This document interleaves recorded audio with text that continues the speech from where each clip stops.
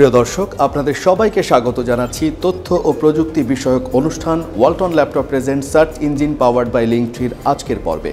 আর এই পুরো আয়োজন জুড়ে আমি রাশেদ ইমাম আছি আপনাদের সঙ্গে। দর্শক, চলুন শুরু করা যাক Walton laptop present search engine powered by লিঙ্কট্রির আজকের পর্ব। প্রিয় দর্শক, সফটওয়্যার আধুনিক প্রযুক্তির এক ম্যাজিক্যাল অধ্যায়, যা আমাদের দৈনন্দিন জীবন এবং কর্মস্থলকে প্রভাবিত করেছে। এর ইতিহাস খুঁজতে গেলে আমরা দেখতে পাই কিভাবে সফটওয়্যার প্রযুক্তির যাত্রা শুরু হয়েছিল এবং কিভাবে আধুনিক অবস্থায় পৌঁছেছে। আজকের আয়োজনের শুরুতেই আপনাদের জন্য রয়েছে সফটওয়্যারের ইতিহাসের উপরে একটি বিশেষ প্রতিবেদন। সফটওয়্যারের ইতিহাসের শুরু ২০ শতকের মাঝামাঝি সময়ে, যখন প্রথম আধুনিক কম্পিউটারগুলো আবির্ভূত হয়। ১৯৪৫ সালে ENIAC বিশ্বের প্রথম ইলেকট্রনিক কম্পিউটার চালু হয়, যা মূলত পাঞ্চ কার্ড ব্যবহার করে প্রোগ্রাম করা হতো। এই যুগে প্রাথমিক প্রোগ্রামিং ভাষার উদ্ভব ঘটে, যা পরবর্তী সফটওয়্যার উন্নয়নের ভিত্তি স্থাপন করে। অ্যালান টুরিংয়ের তত্ত্ব এবং কাজগুলো, যেমন টুরিং মেশিনের ধারণা, কম্পিউটারের তাত্ত্বিক ভিত্তি স্থাপন করে। ১৯৫৭ সালে ফরট্রান ভাষা উন্মোচিত হয়, যা মূলত বিজ্ঞান ও প্রকৌশলীদের জন্য ডিজাইন করা হয়েছিল। পরে ১৯৫৯ সালে COBOL common business oriented language তৈরি হয়, যা ব্যবসায়িক প্রয়োগের জন্য ব্যবহৃত হয়। এই প্রথম দিকের ভাষাগুলি সফটওয়্যারের জন্য একটি নতুন দিগন্ত উন্মোচন করে।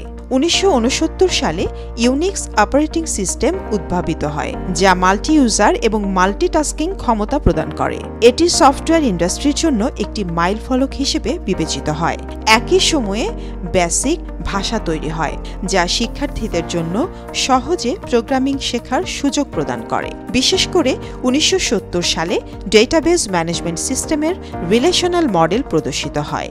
এটি তথ্য সংগঠনের জন্য একটি নতুন ধারণা উপস্থাপন করে এবং আধুনিক ডেটাবেজ প্রযুক্তির ভিত্তি স্থাপন করে। এই সময়কালে ব্যক্তিগত কম্পিউটার প্রযুক্তি ব্যাপকভাবে প্রসারিত হয়। ১৯৮৪ সালে অ্যাপল ম্যাকিনটশের মাধ্যমে graphical user interface GUI computer ব্যবহারকারীদের জন্য একটি নতুন অভিজ্ঞতা নিয়ে আসে। পরবর্তীতে ১৯৮৫ সালে মাইক্রোসফট উইন্ডোজ বাজারে আসে, যা GUI ভিত্তিক অপারেটিং সিস্টেমের প্রচলন ঘটায়। এছাড়া ওপেন সোর্স আন্দোলন ১৯৯৮ সালে শুরু হয়, যার মাধ্যমে সোর্স কোড মুক্তভাবে উপলব্ধ করা হয় এবং এটি সফটওয়্যার ডেভেলপমেন্টের প্রক্রিয়া এবং ব্যবসায়িক ধারণাকে পরিবর্তন করে। বর্তমান যুগে সফটওয়্যার প্রযুক্তি ব্যাপক পরিবর্তনের মধ্য দিয়ে যাচ্ছে। মোবাইল কম্পিউটিংয়ের উত্থান ঘটে ২০০৭ সালে, যখন আইফোনের মাধ্যমে মোবাইল অপারেটিং সিস্টেমগুলি জনপ্রিয়তা লাভ করে। এর সাথে সাথে অ্যান্ড্রয়েড অপারেটিং সিস্টেমও বিশ্বজুড়ে মোবাইল সফটওয়্যার বাজারে আধিপত্য বিস্তার করে। ক্লাউড কম্পিউটিং, যা ডেটা স্টোরেজ এবং প্রসেসিং সেবাগুলি অনলাইনে প্রদান করে সফটওয়্যার ব্যবহারের একটি নতুন দিক উন্মোচন করেছে। অ্যামাজন ওয়েব সার্ভিসেস এবং গুগল ক্লাউড এর অন্যতম উদাহরণ। বর্তমানে কৃত্রিম বুদ্ধিমত্তা, AI এবং মেশিন লার্নিং সফটওয়্যার প্রযুক্তির অন্যতম শক্তিশালী বিষয়। Deep learning, natural language processing NLP এবং অন্যান্য অ্যালগরিদম সফটওয়্যারের ক্ষমতা বৃদ্ধি করছে এবং আমাদের জীবনকে আরও স্মার্ট করে তুলছে।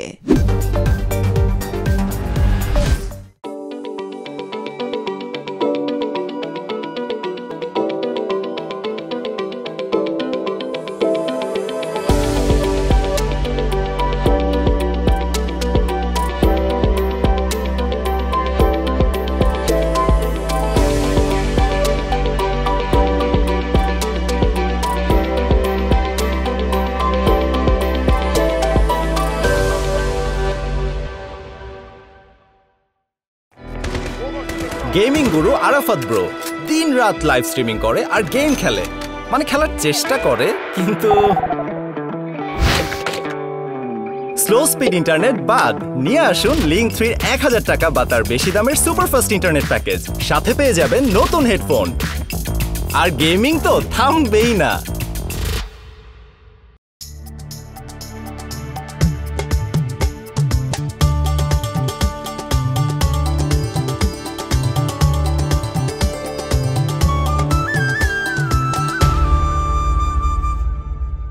নিয়ে আসুন লিংক 3 এর 1000 টাকা বা তার বেশি দামের সুপারফাস্ট ইন্টারনেট প্যাকেজ। সাথে পেয়ে যাবেন নতুন হেডফোন।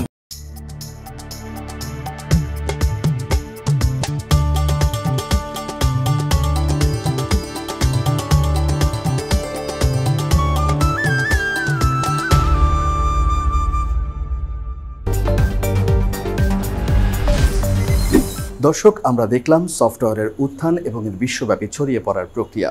নিশ্চয়ই লক্ষ্য করেছেন, সফটওয়্যারের ইতিহাস একটি নিরবচ্ছিন্ন উন্নয়ন প্রক্রিয়া, যা প্রতিনিয়ত প্রযুক্তিগতভাবে পরিবর্তিত হয়েছে। সময়ের প্রয়োজনে সফটওয়্যার আরও বিস্তৃত এবং উন্নত হবে, যা আমাদের দৈনন্দিন জীবনকে আরও সহজ ও স্মার্ট করে তুলবে।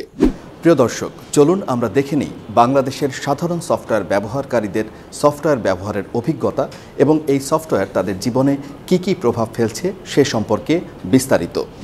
অফিসের কাজের কারণে আমরা মনে করেন যে কিছু সফটওয়্যার ইউজ করা হয় আমাদের, যেরকম স্কাইপ ফর আমাদের কমিউনিকেশন, হ্যাঁ, তারপরে ক্যালেন্ডারির সাথে আমরা আবার গুগল মিট ইউজ করি বা জুম ইউজ করি আমরা।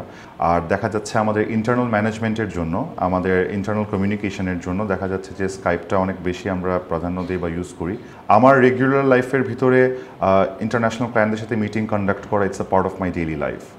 সো এটা আমার লাইফটা অনেক ইজি করে দিচ্ছে। আগে যেরকম আপনার সাথে একটা ভিডিও কলে একটা মিটিং কন্ডাক্ট করা, ইট ওয়াজ মোর চ্যালেঞ্জিং আরও 10 years ব্যাক।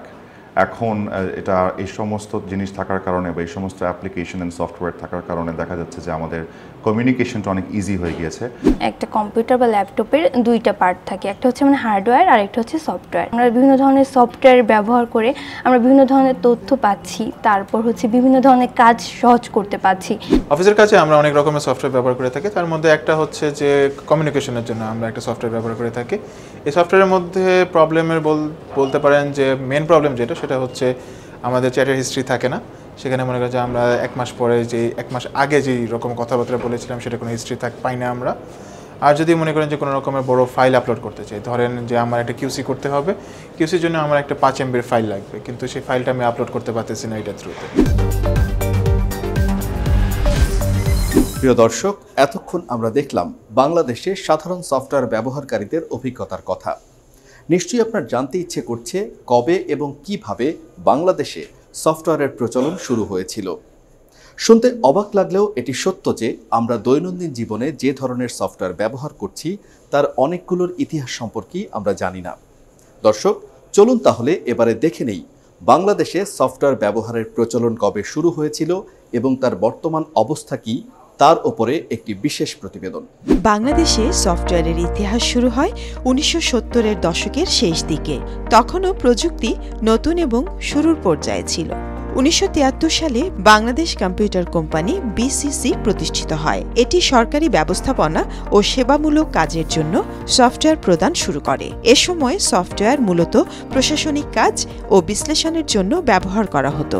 1980-র দশকের শুরুতে বাংলাদেশে সফটওয়্যারের ব্যবহারের পরিধি বেড়ে যায়। 1982 সালের দিকে বাণিজ্যিক সফটওয়্যারগুলির প্রচলন শুরু হয়। তখন বিভিন্ন ব্যবসায়িক ক্ষেত্রেও সফটওয়্যার ব্যবহারের প্রবণতা বৃদ্ধি পায়। ঢাকা বিশ্ববিদ্যালয়ের কম্পিউটার সায়েন্স বিভাগ প্রতিষ্ঠার মাধ্যমে সফটওয়্যার শিক্ষা ও গবেষণার সূচনা হয়, যা সফটওয়্যার প্রযুক্তির বিকাশে সহায়তা করে।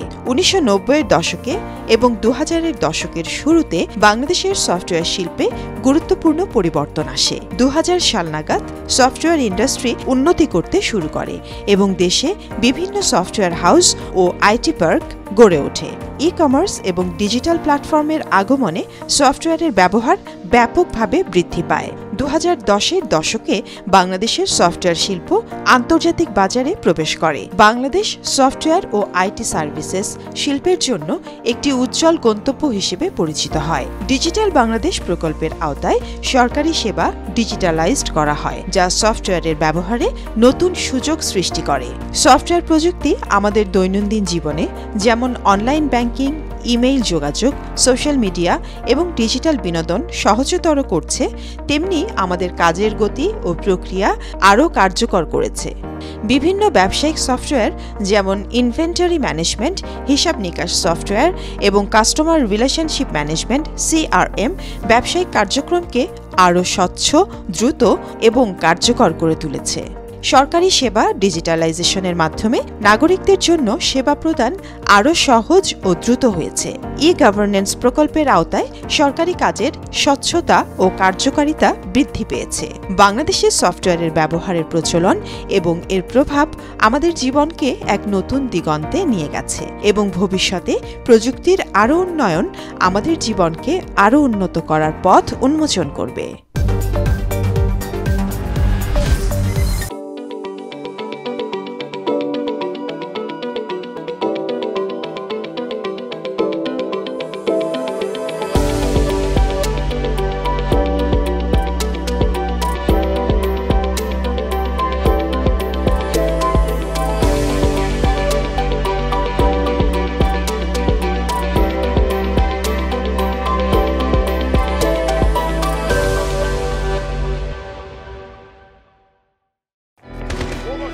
গেমিং গুরু আরাফাত ব্রো দিন রাত লাইভ স্ট্রিমিং করে আর গেম খেলে, মানে খেলার চেষ্টা করে, কিন্তু স্লো স্পিড ইন্টারনেট বাদ নিয়ে আসুন লিংক 3 1000 টাকা বা তার বেশি দামের সুপারফাস্ট ইন্টারনেট প্যাকেজ। সাথে পেয়ে যাবেন নতুন হেডফোন। আর গেমিং তো থামবেই না।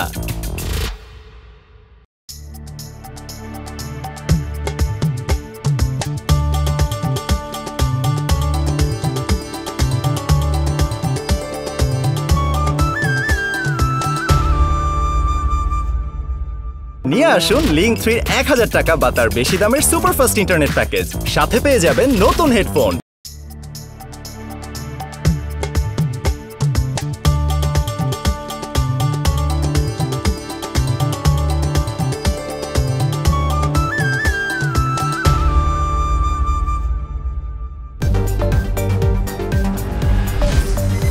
প্রিয় দর্শক, এতক্ষণ আপনারা দেখলেন বাংলাদেশে সফটওয়্যার প্রচলনের শুরু এবং এটি কিভাবে আমাদের জীবনের অবিচ্ছেদ্য অংশ হয়ে উঠেছে। নিশ্চয়ই জানতে ইচ্ছে করছে এই সফটওয়্যার সৃষ্টির পেছনে কারা রয়েছেন, কারা সেই উদ্ভাবক যারা মেধা এবং শ্রম দিয়ে বিশ্বমানের সফটওয়্যার তৈরি করে আমাদের জীবনকে সহজতর করছে। দর্শক, চলুন এবারে আমরা দেখে নেই সেই সব মেধাবী মানুষের কথা যারা তাদের প্রযুক্তি জ্ঞান এবং মেধাকে কাজে লাগিয়ে দারুণ সব সফটওয়্যার তৈরি করে আমাদেরকে অভিভূত করছে। আমরা শুরুটা করেছিলাম ইআরপি সফটওয়্যার দিয়ে, এন্টারপ্রাইজ রিসোর্স প্ল্যানিং, যার কাজটা হচ্ছে একটা অর্গানাইজেশনের A to Z, starting from আপনার planning, man power, production, accounts, finance, সব কিছুকে, সেলস, সব কিছুকে কভার করা। ভবিষ্যতে যে সফটওয়্যারগুলো, এই সফটওয়্যারের মূল মানে লক্ষ্যটাই হয়ে যাবে যে data driven decision making.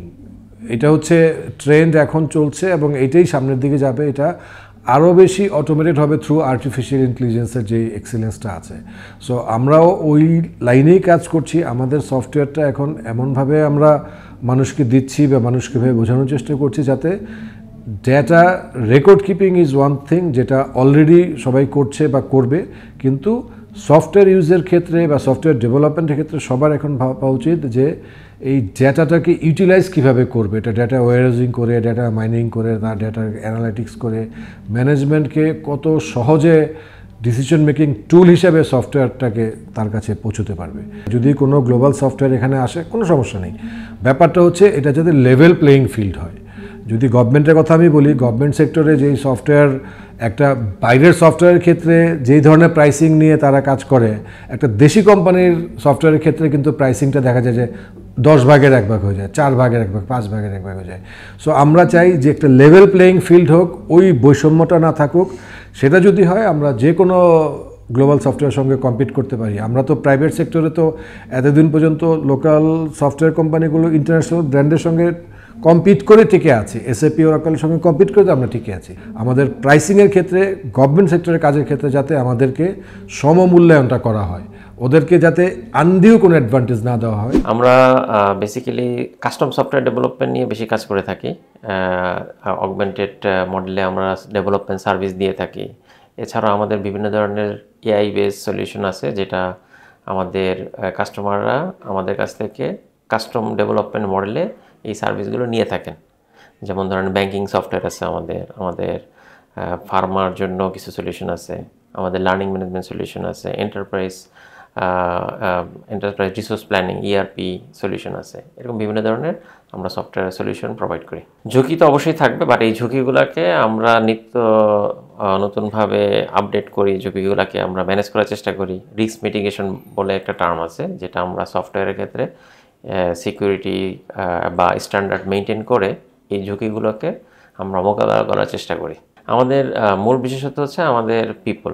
So আমাদের যারা সফটওয়্যার তৈরি করতেছে তারা হচ্ছে আমাদের এই দেশের অ্যাকচুয়ালি বলবো যে সফটওয়্যার ইন্ডাস্ট্রি থেকে বা কম্পিউটার সায়েন্স ব্যাকগ্রাউন্ড থেকে পড়াশোনা করে তারা এই কর্মটা করতেছেন, এবং তারা আসলে বাংলাদেশের আমি বলবো টপ যারা 10% পিপলের মধ্য থেকে আমরা এই পিপলগুলোকে বেছে নিয়ে আসি। তো তারা আসলে এই কোম্পানির স্ট্রেংথের জায়গাটাতে বিশাল ভূমিকা পালন করতেছে বলে আমি মনে করি। ভবিষ্যতে আপনারা জানেন যে আর্টিফিশিয়াল ইন্টেলিজেন্স অনেক দ্রুত আগাচ্ছে, এবং এই ধরনের আর্টিফিশিয়াল ইন্টেলিজেন্স বেস সফটওয়্যারের ইউজটা আস্তে আস্তে বাড়তে থাকবে।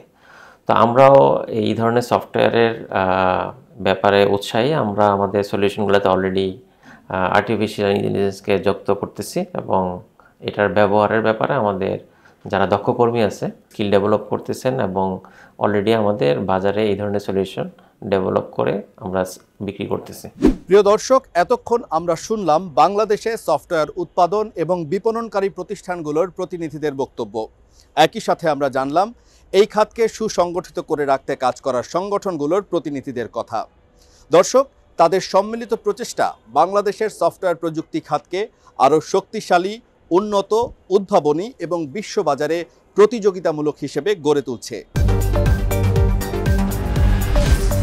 প্রিয় দর্শক, প্রতি পর্বের মতো এই পর্বেও আপনাদের জন্য রয়েছে একটি দারুণ কুইজ। তবে তার আগে জেনে নিই গত পর্বের কুইজের উত্তর। গত পর্বের কুইজের উত্তর ছিল গ, উভয়ই হতে পারে। আর এই প্রশ্নের সঠিক উত্তরদাতাদের মধ্য থেকে লটারির মাধ্যমে নির্বাচিত বিজয়ী হয়েছেন অর্পা। অর্পা, আপনাকে অভিনন্দন। আপনার ঠিকানায় খুব দ্রুত পৌঁছে যাবে ওয়ালটন ল্যাপটপের সৌজন্যে আকর্ষণীয় উপহার। চলুন দর্শক, এবারে জেনে নেই এই পর্বের কুইজের প্রশ্ন। আজকের কুইজের প্রশ্ন হচ্ছে, একটি সফটওয়্যার তৈরি করতে কোনটি ব্যবহার করা হয়? ক, প্রোগ্রামিং ভাষা, খ, হার্ডওয়্যার, ক, ব্রাউজার, খ, সার্ভার। প্রিয় দর্শক, সঠিক উত্তরদাতাদের মধ্য থেকে লটারির মাধ্যমে নির্বাচিত একজন পাবেন ওয়ালটন ল্যাপটপের সৌজন্যে আকর্ষণীয় পুরস্কার। সঠিক উত্তরদাতার নাম জানতে চোখ রাখুন আগামী পর্বে। তাই আর দেরি না করে এক্ষুনি গিয়ে এনিগমা টিভির ফেসবুক পেজ, ইউটিউব চ্যানেল এবং ওয়েবসাইটে সঠিক উত্তরটি লিখে দিন আর জিতে নিন আপনার কাঙ্ক্ষিত পুরস্কার। প্রিয় দর্শক, আপনার বাসার কম্পিউটারটি কাজ করতে করতে কি স্লো হয়ে গেছে? কাজ করতে কি আপনার খুবই অস্বস্তি হচ্ছে? তাহলে আপনার জন্যই আমাদের আজকের টিপস অ্যান্ড ট্রিক্স। আজকের টিপস অ্যান্ড ট্রিক্সে আমরা আপনাকে জানাবো কিভাবে আপনি আপনার বাসার কম্পিউটারের স্পিড বাড়িয়ে নিতে পারেন এবং সেই সাথে আপনার কাজের গতিকে মসৃণ ও স্মার্ট করতে পারেন। অপ্রয়োজনীয় প্রোগ্রাম আনইনস্টল করুন। Control panel program uninstall a program বেছে বেছে অপ্রয়োজনীয় প্রোগ্রাম আনইনস্টল করুন। স্টার্টআপ প্রোগ্রাম কমিয়ে দিন। টাস্ক ম্যানেজার স্টার্টআপ অপ্রয়োজনীয় প্রোগ্রামগুলোর উপর রাইট ক্লিক করে ডিসেবল করুন। ডিস্ক ক্লিন আপ চালান। Start disk clean up, clean system files, temporary files এবং অন্যান্য ফাইল বেছে নিয়ে ক্লিন করুন। র্যাম আপগ্রেড করুন। আপনার কম্পিউটারের র্যাম মডেল অনুযায়ী অতিরিক্ত র্যাম লাগান। হার্ড ড্রাইভ ডিফ্র্যাগমেন্ট করুন। Start defragment and optimize drivers, analyze, optimize. Virus scan চালান। অ্যান্টিভাইরাস ইনস্টল করে আপডেট রাখুন এবং পুরো সিস্টেম স্ক্যান করুন। এসএসডি ব্যবহার করুন। আপনার কম্পিউটারের স্টোরেজ সিস্টেমকে এসএসডিতে আপগ্রেড করুন। গ্রাফিক সেটিংস কমিয়ে দিন। Control panel, system, advance system setting, performance, adjust for best performance. ব্রাউজারের এক্সটেনশন বা অ্যাড অনস বন্ধ করুন। ব্রাউজারের সেটিংসে গিয়ে অপ্রয়োজনীয় এক্সটেনশনসগুলো ডিসেবল করুন। নিয়মিত রিস্টার্ট করুন। সপ্তাহে অন্তত একবার কম্পিউটার রিস্টার্ট করুন। দর্শক, দেখলেন আমাদের আজকের টিপস অ্যান্ড ট্রিক্স। এই টিপস অ্যান্ড ট্রিক্সগুলো ফলো করে আপনার কম্পিউটারের স্পিডকে আপনি দারুণভাবে বাড়িয়ে নিতে পারবেন এবং সেই সাথে আপনার কাজকে করতে পারবেন আরও স্মুথ, আরও স্মার্ট। প্রিয় দর্শক, শেষ করছি আমাদের আজকের আয়োজন। Walton laptop present search engine powered by লিঙ্কট্রির আয়োজনটি দেখতে চোখ রাখুন প্রতি শনিবার রাত 8:30 চ্যানেল 24-এ এবং রাত 11টায় এনিগমা টিভির ফেসবুক পেজ, ইউটিউব চ্যানেল এবং ওয়েবসাইটে। আজ বিদায় নিচ্ছি।